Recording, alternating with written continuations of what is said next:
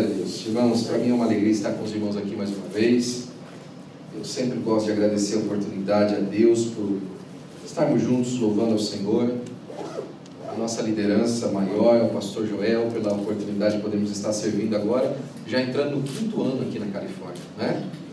Deus já tem nos dado 5 anos de estarmos aqui e nós somos gratos à nossa liderança por poder ter confiado no ministério que Deus nos deu. O pastor sempre nos ensinou que quem nos deu o ministério foi o Senhor. Aleluia. E é isso que eu também procuro transmitir, principalmente aos nossos obreiros, entendendo que foi o Senhor quem me deu o ministério, viu, meu amigo? Foi nenhum homem não que lhe outorgou o ministério, foi o Senhor quem me deu o ministério, para a glória do nome de Jesus. Então somente nós reconhecemos e decidimos trabalhar juntos, não é? Mas é o Senhor quem nos chama para a sua obra, para a glória do nome de Jesus. Irmãos, hoje é um dia emblemático na sociedade, né? O irmão Bruno lembrou aqui durante a sua fala. Hoje é o Dia Internacional das Mulheres, né? Essa data começa aí no meados do século XX, como uma forma de celebração e de emancipação, celebrando a emancipação das mulheres. É uma data que, até um certo ponto, ela parece bonita, não é? Mas ela é carregada de um pensamento bastante desconstrutivo. O Dia Internacional das Mulheres surge como essa emancipação feminina, mas em muitas questões ela na verdade isola a mulher na sua individualidade. Porque quando nós olhamos para a palavra de Deus, nós percebemos que a individualidade do homem e da mulher, ela é manca. O homem não é completo sem a mulher e a mulher não é completa sem o homem. Só que também olhando a história, a gente percebe o porquê que isso surge, não é verdade? Alguns movimentos do século XX surgiram na emancipação da mulher por conta da falta do homem. O homem começou a faltar muito na sua casa e por conta da sociedade cada vez mais aberta à liberação e à liberalidade, não é? Trouxe um peso muito grande às famílias. Alguns dias atrás a gente falava isso com os jovens casados, com os casais da nossa igreja, não é? Nosso Casados para Sempre, e eu aí quero fazer plim-plim aí para o nosso próximo grupo, né, pastor? Que a gente já está preparando. Os nossos irmãos estão lá com a gente firme, mas a gente já está preparando o próximo grupo do Casados para Sempre. Mas, por exemplo, o voto feminino surge nas casas por conta de que os homens, os pais de família, que eram quem votava, já não estavam mais votando pela sua família. Estavam votando por interesses machistas, por interesses exclusivos dos homens. E o voto da mulher surge como uma voz feminina, porque a voz feminina, não é que ela não estava sendo representada, a voz da família não estava sendo representada mais. Os homens se isolaram em si mesmos. Mas quando nós olhamos para a palavra de Deus, a gente vê uma coisa muito bonita, não é? Como Deus e a pessoa do Senhor Jesus Cristo tratou as mulheres. É tão bonito o exemplo que Jesus dá para as mulheres que a leitura do Novo Testamento nos traz a igreja como uma noiva. A igreja, ela tem uma personalidade feminina. Ela é uma noiva, não é? A igreja é tratada como uma mulher. E uma mulher cheia de predicados. Quando você vai para o Provérbios capítulo de número 31, por exemplo, você vê ali a apresentação, não é, da mulher que Salomão dá ao rei Lameque, não é? Da apresentação de uma mulher, e fala assim, olha, quem vai achar essa mulher que o seu valor excede de rubis? A sociedade fala que o homem e a mulher são iguais, mas Deus falou que a mulher, ela excede o valor de rubis. A sociedade deu um preço de igualdade entre homem e mulher, mas Deus falou assim, a mulher excede o valor de rubis. Ela é especial, não é? Ela não é comparada, ela é diferente. A igualdade do homem e da mulher, no sentido do seu ser como pessoa individual, Deus nunca negou isso. Mas Ele mostra o cuidado especial que Ele tem para com a mulher, colocando ela debaixo dos cuidados do homem. Agora é interessante porque isso é apenas um exemplo daquilo que Deus queria nos mostrar através da pessoa do Senhor Jesus Cristo. Lembra, eu já disse isso para você algumas vezes, que tudo que nós vemos aqui na Terra, manifestado de um certo conceito ou de uma certa maneira, isso apenas é uma encenação das coisas que estão no céu. Nós conhecemos assim para que nós possamos entender o princípio divino de como as coisas funcionam. As coisas estão manifestadas aqui dessa maneira para que nós consigamos entender a mente de Deus. O doutor Antônio Gilberto, ele dizia uma coisa extraordinária. Ele falava assim, na verdade, O homem não fala a língua de Deus. Então Deus cobriu a sua palavra de expressões humanas para que o homem pudesse entender a mente do Senhor. Coisa extraordinária, não? No capítulo 54 de Isaías, nós vamos ler aqui um momento de uma apoteose do povo de Israel. Depois do capítulo 53, onde o Messias, o homem de dores, não é? Traz a remissão ao povo, não é? Eu ia falar reme, o povo, mas reme parece de remar, né? Traz remissão ao povo, não é? Traz resgate ao povo. O capítulo 54 começa com uma festa. E não é a festa simplesmente de um homem, não é a festa de um exército, é a festa de uma mulher. É uma mulher que agora pode exaltar a Deus.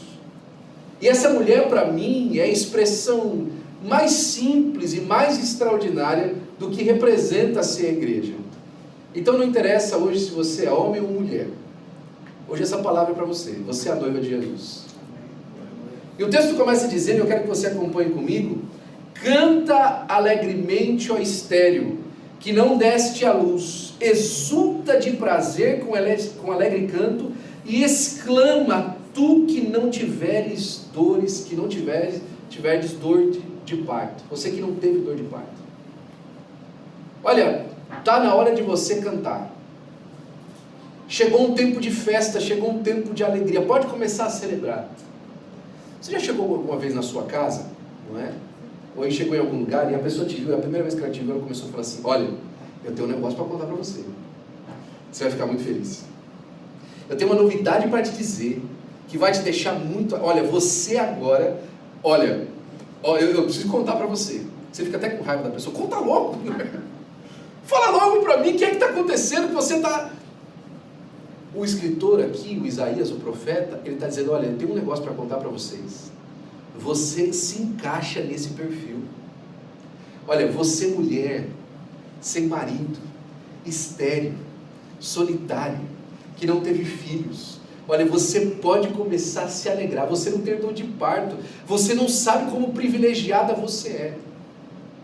E quando a gente olha para a história, e quando a mulher estéril aparece na história, toda vez que ela aparece como uma mulher desprezada, como uma mulher que não tem acesso, como uma mulher que não tem prestígio. Mas aqui Deus está falando que o cativeiro dele mudou. Olha, eu vou falar uma coisa para você. Nós éramos daqueles, o Novo Testamento diz, que não era para estar no meio. Nós éramos aquele que o Novo Testamento diz que não éramos povo, que não tínhamos acesso, que não tínhamos perdão, mas surgiu uma notícia que agora nós podemos nos alegrar. Saiu uma palavra do céu que agora muda a nossa condição. Saiu uma oportunidade vinda de Deus que agora libera algo extraordinário para nós, sem que nós tivéssemos que passar por aqueles que o povo antigo que foi escolhido passou. Exulta de alegria, ó estéril, você que não teve dor de partos, porque mais são os filhos da solitária do que os filhos da casada, diz o Senhor. Aquilo que Deus preparou para a igreja é maior do que aquilo que Ele preparou na aliança antiga. Aquilo que Deus preparou para os nossos dias é maior do que Ele preparou para aquilo que aconteceu no passado. Você olha para a igreja hoje e muita gente fica com o coração pesado e fala assim: Senhor, será que vai dar certo? Será que nós vamos conseguir alcançar alguma coisa? Olha só a potência que aconteceu no passado. Olha as grandes coisas que Deus promoveu no passado. Será que vai dar certo? Olha, deixa eu falar uma coisa para você. Deus não está com saudade do passado. Deus não está com saudade de ontem. Deus está na expectativa daquilo que Ele ainda vai fazer amanhã. Os olhos de Deus estão no cumprimento do objetivo. Não há dias passados de glórias para Deus, há dias eternos de glória para Deus. Há dias de alegria completa para o Senhor. Olha, mulher de Deus, igreja do Senhor Jesus Cristo, existe uma promessa extraordinária da paz do Senhor para você, para a glória do nome do Senhor Jesus. Olha o versículo 2. Amplia o lugar da tua tenda e as cortinas da tua habitação, estendam, não a impeças, alonga as tuas cordas e firma bem as tuas estacas. Essa mulher estava sozinha.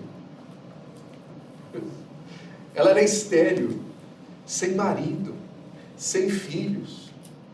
Agora o profeta deu uma passadinha na casa dela e falou assim: não vai caber, hein?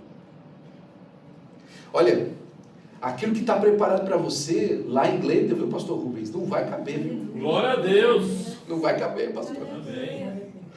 Aquilo que está preparado para nós aqui em Redondo Beach, olha, não vai caber, viu? Estende, viu? Espalha bem, viu? Olha, não te detenhas.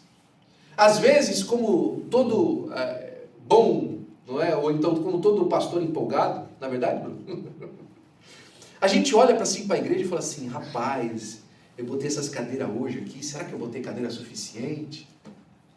Aí os irmãos vai chegando e tal, você vai ver os espaços vazios, você fala assim: acho que eu coloquei cadeira demais, não é? Aí tem dia que você chega na igreja, você olha para as cadeiras e fala assim: acho que tem cadeira demais. Tem muita cadeira aqui, está muito espaço, né? Mas o profeta deu uma passadinha no lugar e falou: é pequeno, hein? Ele passou lá no estado da sua família, no estado daquilo que você está preparando para a sua casa, e falou: ó, está pequeno, hein? Vai espalhando aí a tenda, hein? Vai estendendo aí, ó. Não te detenhas não, não olhe e fala assim: tá, já tá bom. Não vem com já tá bom, não. Deixa eu lembrar uma coisa para você: o óleo, o azeite da mulher lá, da viúva, parou porque acabou os vasos, viu? Não foi porque o azeite parou porque não tinha mais azeite. O azeite parou porque acabou os vasos. Se tivesse mais vaso, tinha mais azeite. Estende os lugares da tua tenda. Não te detenhas. Não permita que a sua percepção física das coisas determine o tamanho da bênção para a sua casa e para a sua família. Estende o lugar da tua tenda. Espalha, não te detenha, se prepare para muita coisa da parte de Deus, se prepare para receber bênçãos da parte de Deus. Olha, você estava longe, mas chegou uma notícia para você: exulta de alegria para a glória do nome do Senhor Jesus Cristo, porque transbordarás a mão à direita e à esquerda, e a tua posteridade possuirá as nações. Irmão, eu vejo esse vídeo hoje, o pastor que está lá em Luxemburgo, pastor de Luxemburgo. E eu lembro, irmãos, quando nós ouvimos falar do primeiro culto lá naquele país. No primeiro culto, não é? O rapaz responsável pela igreja dividiu a igreja no primeiro culto. Primeiro culto, pastor. O pastor coordenador chegou lá. Não vou esperar mais vocês não. Acabou. Você fala assim: Jesus, não é? Como é que pode? Mas fica tranquilo. Os seus filhos possuirão as nações.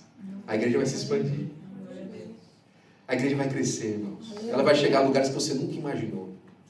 Nós vamos estar fazendo cultos em lugares daqui 2 anos, 3 anos, nesse estado da Califórnia, que você nunca imaginou que seria possível ter uma igreja brasileira lá. Mas Deus vai nos levar lá para a glória do nome de Jesus. Glória a Deus. Você nunca imaginou que seria possível. Aquela pessoa está pregando no púlpito, está usando a palavra no púlpito, mas Deus vai usar ela, você vai ver só. Você vai falar assim: ó, se você me contasse isso há 2 anos atrás, eu acharia. Mas vai transbordar à direita e à esquerda. E vai possuir as nações. E vai alcançar os filhos e a posteridade. E vai fazer coisas extraordinárias para a glória do nome do Senhor Jesus Cristo. Agora tem uma motivação para tudo isso, não é? Não temas, porque não será envergonhada, e não te envergonhes, porque não será confundida. Olha, 2 coisas aqui. Não fique com medo, porque você vai passar vergonha. E não passa vergonha não, porque não vai ter confusão. Olha, não fica com medo, porque você não vai passar vergonha. Para mim, uma das expressões mais tranquilizadoras da palavra de Deus. Sabe por quê? Porque nós morremos de medo de passar vergonha. Deixa eu falar uma coisa para você. Isso aqui vai para você. Deus está falando especificamente com você. Você não voltou para o Brasil até hoje por medo de passar vergonha com seus familiares. Ah, não, eu vou voltar para o Brasil, vão me olhar e falar assim, mó vergonha, pô. Não é? Porque deu errado aí, tá vendo? Não, disse que foi lá e tal, tantos anos passou, agora voltou aqui com vergonha. Você não vai passar vergonha. Não é porque você vai voltar. É porque você não vai precisar de voltar. E olha, não se envergonha não. Não se envergonha não. Porque isso aí não vai ter confusão. Aí, às vezes você fica envergonhado, não é? Porque você fala assim, isso aqui está difícil de entender. Não se envergonha, não vai ter confusão não. Vai acontecer de uma maneira tão simples, tão clara, de maneira tão visível, que você vai se alegrar, porque vai ser óbvio que foi Deus que fez na sua vida, para a glória do nome de Jesus.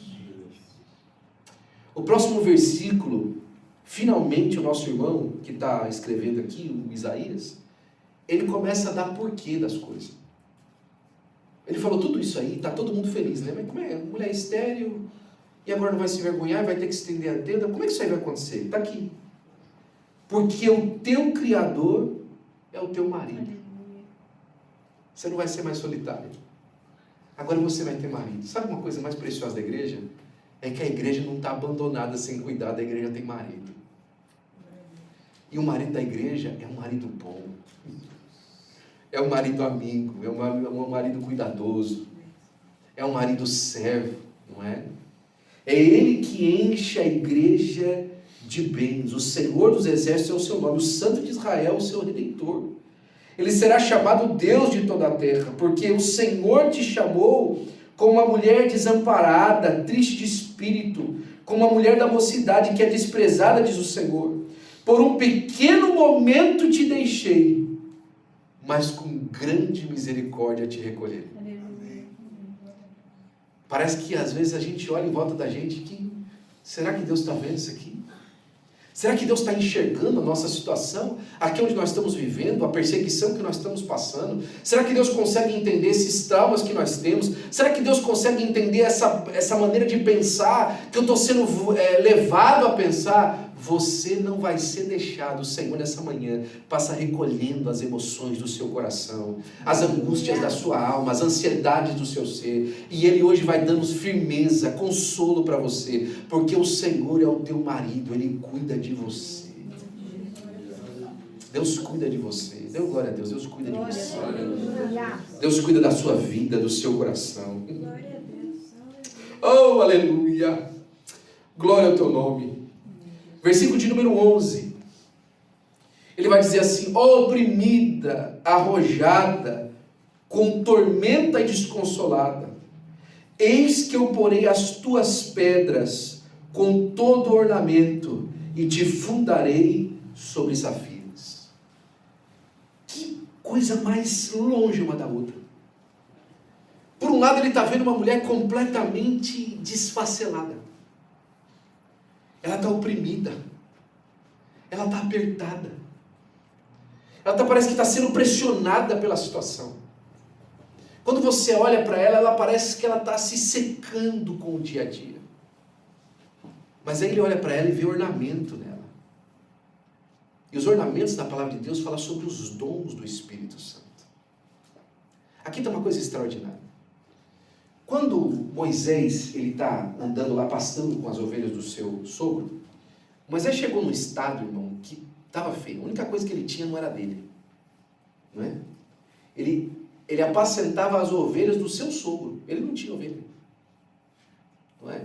Ele não apacentava num lugar bom, ele apacentava de trás do deserto, ele vai falar. Que ele apacentava de trás do deserto. E eu não sei, irmão, se você entende isso, né?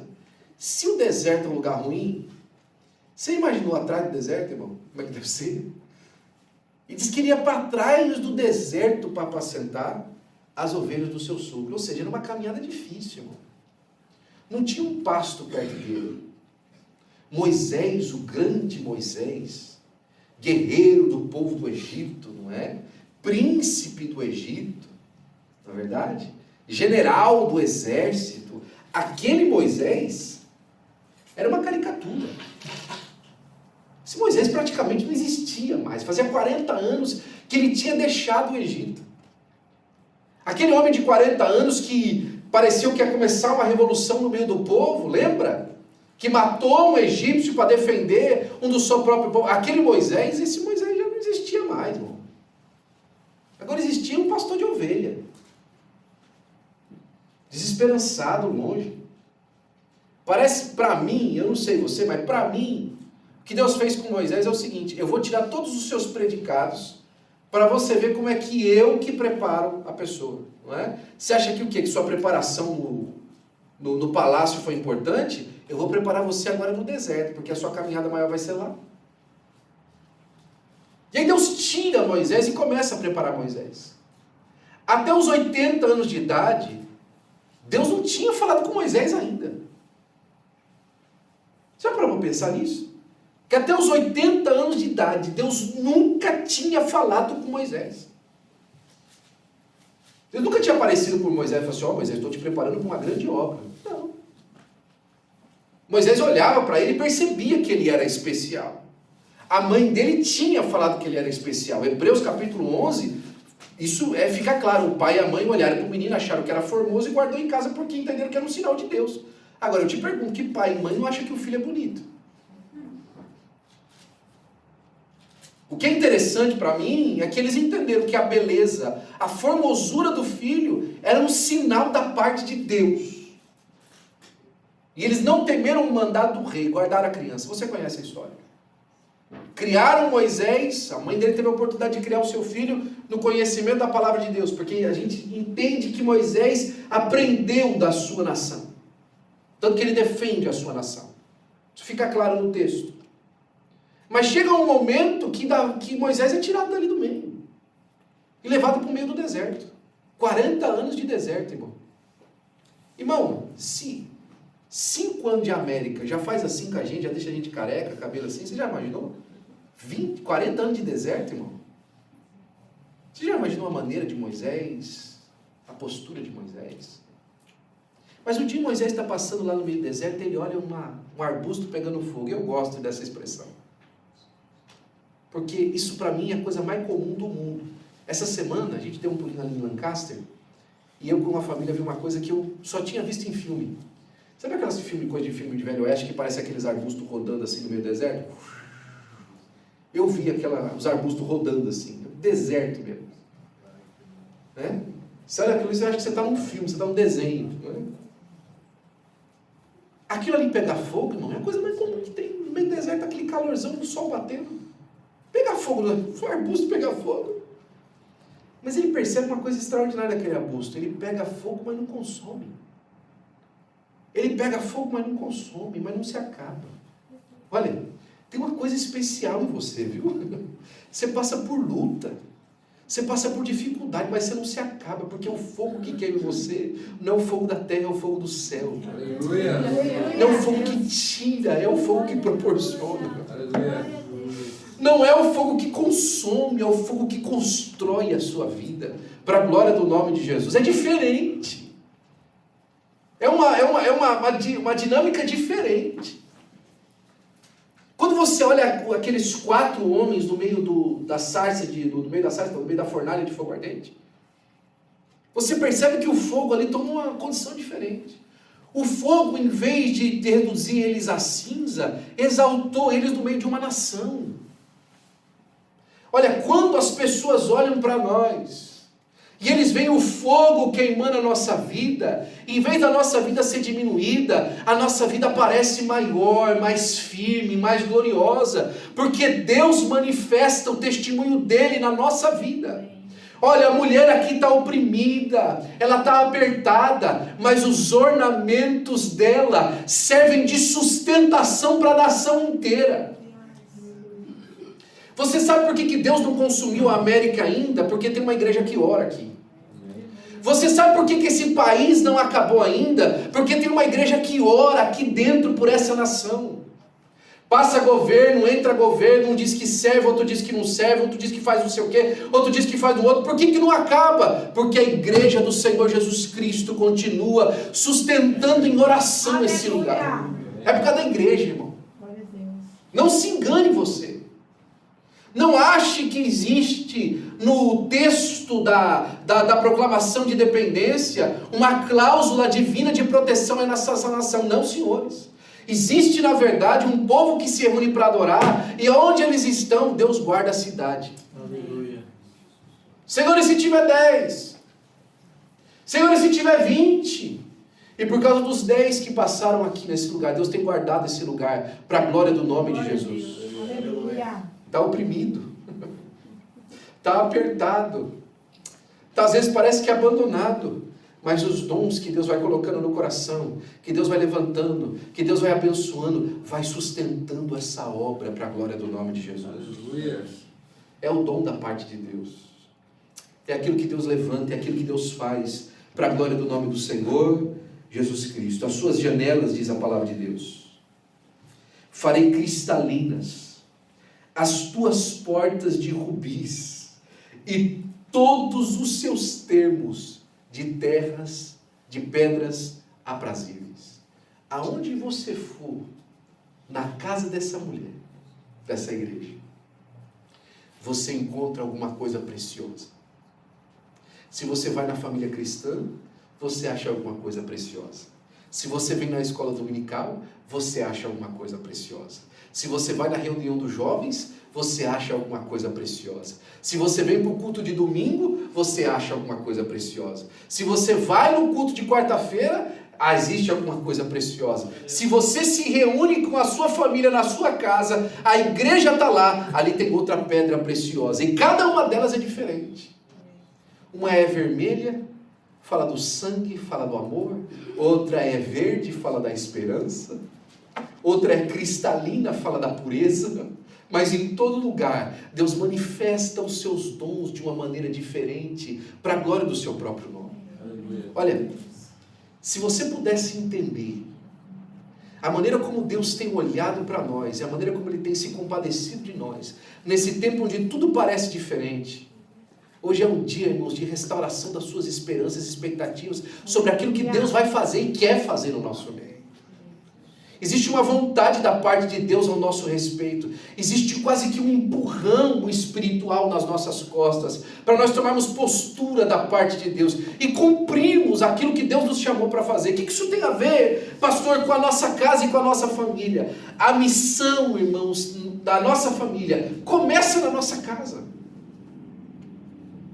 A missão da nossa família começa com os nossos filhos.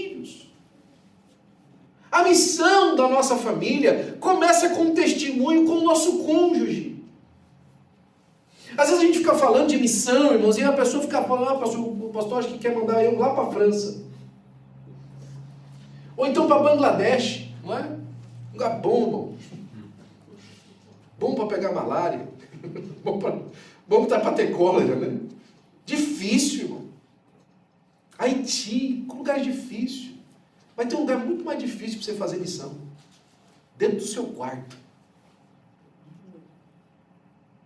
Tem um lugar muito mais difícil para você fazer missão, irmão. A sala da sua casa.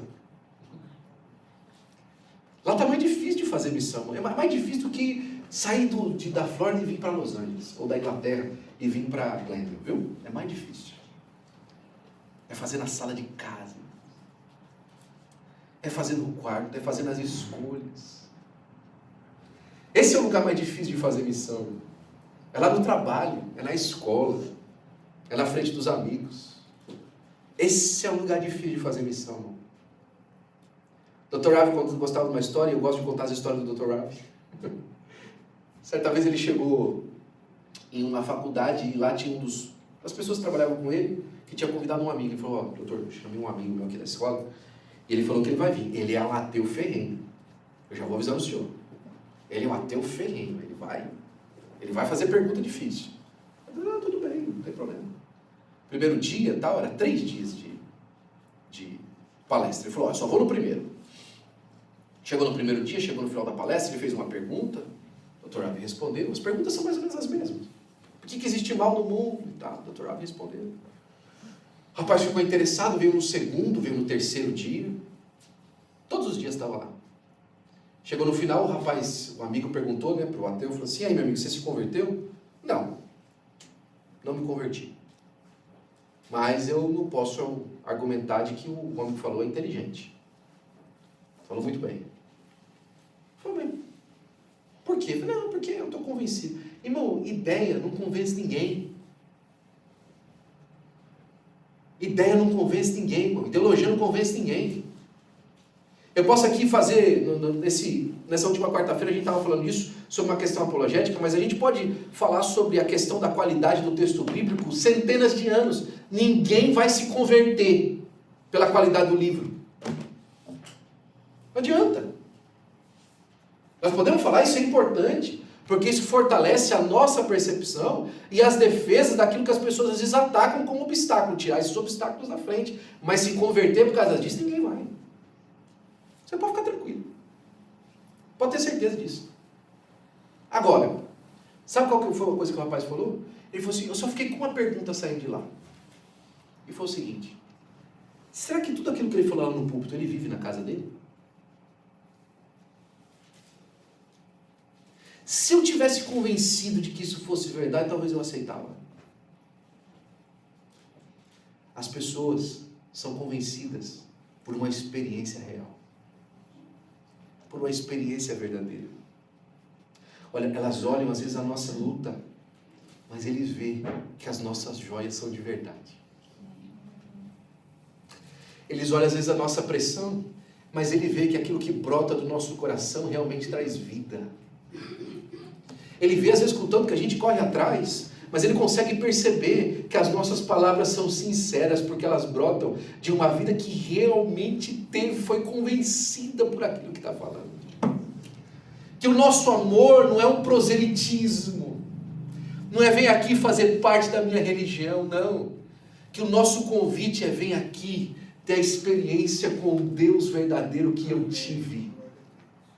Vem aqui experimentar da paz real que eu experimento. Olha, você está desconsolada, talvez você esteja, mas hoje as suas pedras preciosas brilham mais do que nunca para a glória do nome do Senhor Jesus Cristo. Glória a Deus. Versículo 13, eu quero começar a terminar. Está na hora. Os teus filhos serão discípulos do Senhor, e a paz dos seus filhos será abundante. Até agora há pouco você era estéril, mas agora você já tem filhos no plural. Até agora há pouco você não tinha condição de você ia terminar a sua vida sozinha, mas Deus te encontrou no meio do caminho, fez família com você e agora te dá uma posteridade para a glória do seu próprio nome. E na posteridade, Ele não dá para você uma posteridade de pessoas que são abandonadas, mas de uma casa que tem paz. Às vezes a nossa família chega até a casa de Deus, ou nós chegamos até a casa de Deus sozinhos, solitários, abandonados por pai e mãe, ou com uma história, uma experiência de vida de pai e mãe, às vezes difícil, irmão. Quantos eu já não conheci, quantos nós já não conversamos, onde a sua história em casa é uma história difícil. É uma história às vezes de abandono, que não seja às vezes físico, mas emocional, não é? Pai ausente, mãe ausente, não é verdade? Às vezes você foi um daqueles jovens, como eu fui, falou, não vou casar. Não, essa vida de casado é muito difícil. Olha só como é que é isso aqui. Mas aí Deus te traz para perto, e agora não só Ele é teu companheiro, como Ele te coloca uma certeza na sua vida. Seus filhos vão ser bem-sucedidos. Porque agora o exemplo dentro de casa e a glória dentro de casa é outra. A primeira casa não tinha glória, mas a segunda agora tem glória. Mudou a perspectiva. Os seus conselhos mudaram. Você já percebeu como os seus conselhos mudaram? Há pouco tempo atrás ele falou assim, não, deixa quieto isso aí, para. Há pouco tempo atrás você ia ouvir um assunto escabroso e falou, não, faz isso mesmo. Agora você não consegue mais. Os seus conselhos mudaram. Os seus conceitos mudaram. Porque Deus imprimiu na sua vida algo diferente. Todos os seus filhos serão discípulos do Senhor. Percebe como está falando da igreja aqui? E eles vão ter paz, e a paz dos seus filhos será abundante. Com justiça será confirmada. estará longe da opressão, porque já não temerás, e também do espanto, porque não chegará a ti. Não tem nada, irmão, mais empoderado do que uma mulher segura de quem cuida dela.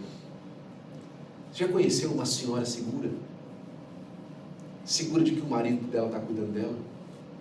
Segura de que ela está protegida na sua casa? Uma mulher dessa, irmão. Provérbios 31 fala que ela ri do futuro. Não é? Ela ri do futuro. Ela olha para o futuro e fala: eu não estou sozinha, não estou abandonada. Não é? Tinha a nossa querida tia Cris, a esposa do tio Lopes, o filósofo brasileiro. O tio Lopes, ele tinha algumas frases, talvez você não tenha ouvido dizer isso para você, mas ele tinha algumas frases que eram emblemáticas, né? Ele falava assim: um homem tem que ser homem, tem que marcar o dia para ser. Essa era uma delas. E outra dele era o seguinte: o diabo, quando não pode te parar, te empurra. Né? Quando ele não pode parar você, ele te empurra. Quando ele fala: não, você não consegue, aí você já não ouve mais aquilo, ele começa a falar: você é o cara, hein? Quando ele não pode te parar, ele te empurra. Né? Começa a falar que você é o cara, que você é bom, que você... Mas outra coisa que a tia Cris sempre falava do tio Lopes, assim: eu tenho marido, minha filha. Qualquer coisa que acontecia, às vezes ela estava meio apertada, eu falava: eu tenho marido, minha filha, eu não estou sozinha não. Você é o quê? Você acha o quê? Eu tenho marido, meu marido vai cuidar de mim. Eu não vou nem me preocupar com isso aí. Eu tenho marido. A igreja é assim, mano. O quê? Sofrer?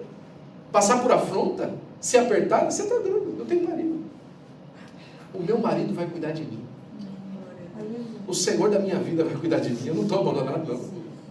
Eu não estou solitário, não. Eu não estou aí a ver navios. Eu não estou depositando a minha esperança em uma coisa que não vai acontecer. A palavra diz assim, ó: não será malograda a vossa esperança. E essa palavra é bonita, malograda. Logradouro ruim. Não vai ficar num lugar ruim a sua esperança. Se a sua esperança estiver no marido, no Senhor nosso Deus, na pessoa maravilhosa do Senhor Jesus Cristo. Eis que poderão vir juntar-se, mas não será por mim. Quem ajuntar contra ti cairá por amor de ti. Eis que eu criei o ferreiro, que assopra as brasas no fogo, que produz a ferramenta para a sua obra. Também criei o assolador para destruir. Deus está falando o seguinte: olha, o castigo veio por causa de mim. O castigo desse mundo vem por causa do Senhor. Não ache você que o castigo desse mundo está na mão de Satanás. Não está, não. Está na mão de Deus. Deus falou que a vingança é dele. As coisas que acontecem nesse mundo para o mal, elas vêm através do inimigo das nossas almas, mas elas são fruto do juízo de Deus para esse mundo e para essa terra. Por mais duro que isso seja, a palavra de Deus está repleta disso. Na história, o próprio Senhor Jesus disse isso. O mundo está se preparando para isso aí. Eis que eu criei o ferreiro e que assopra as brasas do fogo. Ou seja, Deus está mandando o juízo sobre a terra. Só que aí o versículo de número 17 é o seguinte: só que é o seguinte: toda ferramenta preparada contra ti não prosperará. Existe um juízo no mundo, irmão. Mas aquilo que o diabo está maquinando contra a sua vida, fique tranquilo, não vai prosperar. Aquilo que o inferno está intentando contra você, se acalme. Não vai prosperar. Você não vai tirar a sua vida. Você não vai fazer essa besteira. Você não precisa dessa porta. Você não vai precisar entrar por aí. Você não vai precisar de fazer essa escolha. Por quê? Porque toda ferramenta preparada contra ti não prosperará. E toda língua que se levantar contra ti em juízo. Está vendo, fulano? Está vendo aquilo ali? Aquilo ali é por causa disso. Juízo. Aquele fulano é assim mesmo. Aquela pessoa é assim mesmo. Aquela fulana, aquele fulano, não, isso aí é o jeito dele mesmo. Uma vez um camarada chegou para mim na igreja e falou assim: posso falar com você, pastor? Eu falei: pode. Estávamos na Flórida ainda. Entrei numa sala com ele, na sala onde eu trabalhava, ele chegou para mim: vim pedir perdão para você. Eu falei: por quê? Eu não lembro de ter brigado com ele, ter feito nada com ele. Ele falou, não, é porque faz 6 meses que eu estou chateado com você. Por quê? Não, porque um dia você passou lá atrás, lá na igreja, e você anda para a igreja olhando para baixo, mexendo o som, né, Felipe? A gente, né, tá sempre com a cabeça em algum lugar, né? E olhando para baixo, tá, e fazendo o som da igreja e tal. E aí eu passei numa roda e fiz assim, tudo bem, e saí. E o terceiro não cumprimentei. Quando eu não cumprimentei o terceiro, era o irmão. E o irmão pegou e falou assim, nossa, que rapaz mal educado, nem me cumprimentou. E aí 2 pessoas que estavam na roda que eu cumprimentei, falaram assim, não, ele é assim mesmo. Aqui ele é assim com todo mundo. Ele trata todo mundo mal. E aí eu falei assim, não, que cara mal educado. E começou a me observar. 6 meses me observando. 6 meses. Me olhando. Ele falou assim, e aí no meio do caminho eu percebi que você não é mal educado, você é desatento. Você está prestando atenção no seu trabalho, que você está fazendo, e você às vezes não presta atenção que você está passando na frente de pessoas que gostam de você, que querem se relacionar com você, e você não estende a mão para cumprimentar. Então eu queria te pedir perdão, porque eu julguei você mal. Toda a língua que se levantar contra você em juízo, Deus não vai permitir, porque Deus tem o seu testemunho lá no céu. É Deus que te justifica. É Deus que vai mostrar com o tempo quem você realmente é. Quem realmente Ele chamou você para ser. Toda a língua que se levantar contra ti em juízo, tu a condenarás. E essa condenação aqui não é condenação de estar condenada, a tua conduta vai condenar. Irmão, você quer ter problema? É toda vez quando a gente se reúne, faz alguma coisa diferente, o diabo se levanta contra a comunhão da igreja. Mas não tem uma vez, irmão, que fazemos um negócio diferente, que o diabo não se levanta contra a comunhão da igreja. Segunda-feira de manhã, depois do churrasco, eu estou esperando. Quem vai ser? Da onde vai ser? Como vai ser? Porque o que ele quer é destruir. Mas o nosso amor, a nossa chamada no nosso marido, no nosso noivo, hoje condena a língua maligna. Ela não vai prosperar. Ela não vai ter alcance. Ela não vai destruir aquilo que Deus está construindo para a glória do nome do Senhor Jesus Cristo. Termino aqui. Versículo de número 17. Esta é a herança dos servos do Senhor e a justiça que vem de mim, diz o Senhor nosso Deus. Eu queria fazer uma oração por você nessa manhã, muito especial. Toda oração é especial, mas tem oração que é muito especial. Você acha que você está passando o que você está passando sozinho. Você acha que a sua situação especial, do jeito que você é uma situação especialíssima. Que não tem ninguém que se compara, que passou a mesma situação que você. Deixa eu falar uma coisa para você. Deus conhece todas as situações. E hoje Ele fala para você, está na hora de começar a ficar alegre. Está na hora de começar a mudar o esquema da sua vida. Está na hora de começar a mudar o esquema da sua visão. Deixa eu trocar seu óculos hoje. Deixa eu hoje tirar aí para você essa veste suja. A gente colocar uma veste limpa de salvação. Deixa eu colocar você, encher você de bens. A primeira coisa que aconteceu com o filho pródigo quando ele voltou para casa foi: o pai trocou a roupa, o pai colocou um sapato no pé, uma sandália nova e um anel no dedo. Restauração. Restauração. Restauração não só da esperança, restauração não só da mesa, mas é restauração do futuro. Deus restaurou o nosso futuro. Deus restaurou a nossa herança, aquilo pelo qual nós seríamos conhecidos. Todos nós queremos deixar um legado. Todos nós queremos deixar alguma coisa extraordinária, mas aqui Deus vem no meio do assunto e falou assim: olha, não se preocupe, o seu legado especial, eu deixo um legado especial para você, na sua vida. Você vai multiplicar, você vai prosperar, porque o Senhor é o seu marido, para a glória do nome de Jesus. Fique de pé, por gentileza. Aleluia.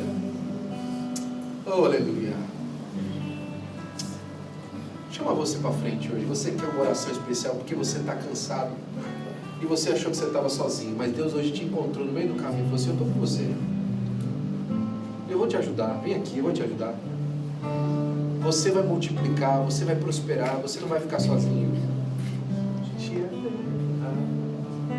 Sua glória enche os céus, sua glória enche minha vida, Senhor. Você está com Deus maravilhoso hoje te encontrando.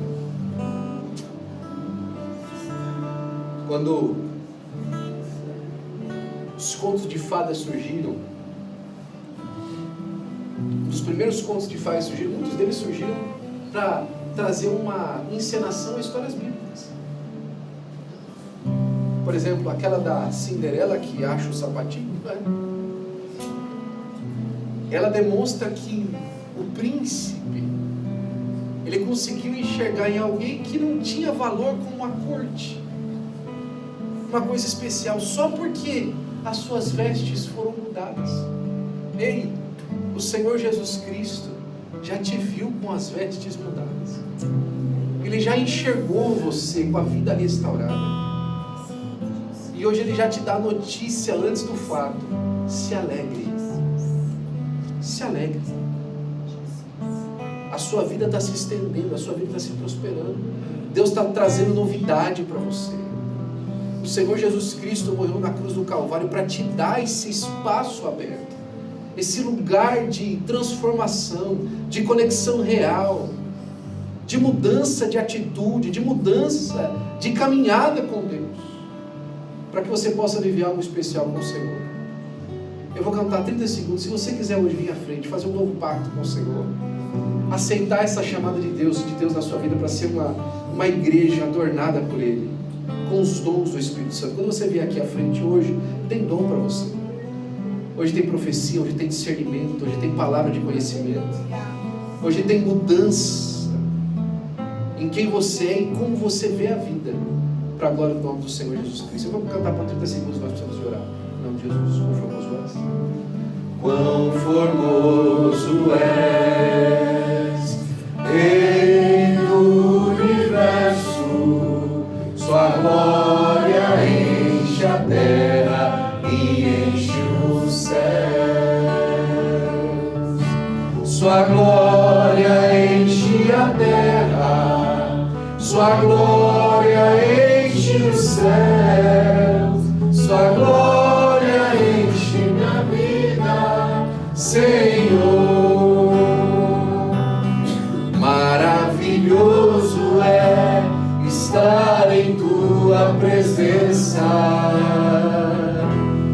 maravilhoso é poder te adorar,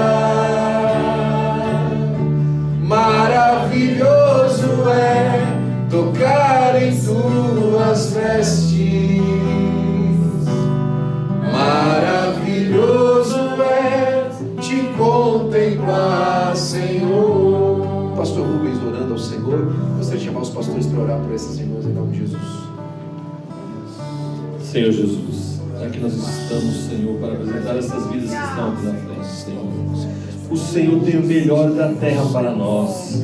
Senhor, nós ministramos a bênção, Senhor Jesus. Venha, Senhor, dar o crescimento espiritual, ó Deus, para que nós possamos compreender a Tua palavra, Senhor, mas restaurando, Senhor, no profundo do coração. Senhor, aqueles que estão, Senhor, buscando a Ti, Senhor, porque o Senhor tem coisas novas, Senhor, e nós estamos esperando a Sua volta, Senhor Jesus, para morar contigo, ó Deus. O Senhor é nosso Senhor sustentador. Senhor, o Dia das Mulheres, ó Pai, o Senhor é o nosso esposo, ó Deus.